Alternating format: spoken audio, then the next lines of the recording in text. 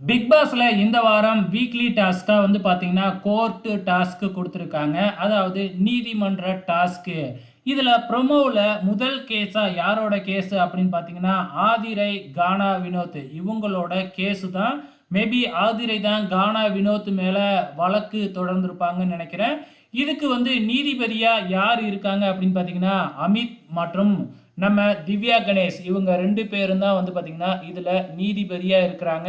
So இவங்களுக்காக வக்கீல் வாதாடுவாங்க. ஒரு பக்கம் நம்ம விக்கல்ஸ் விக்ரம் வந்து வக்கீலா இருக்கிறது நல்லாவே தெரியுது.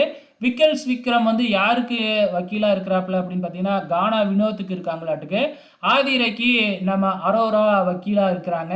ஸோ இதில தீர்ப்பு வழங்குறதுக்கு முன்னாடி வந்து பார்த்தீங்கன்னா, நம்ம திவ்யா கணேஷ் ஏதோ சொல்ல வர, அதுக்கு வழக்கம் போல விஜே பார்வதி ஏதாச்சும் கமெண்ட் அடிக்க, அப்படியே ஒரு சண்டை மாதிரி உருவாகுது.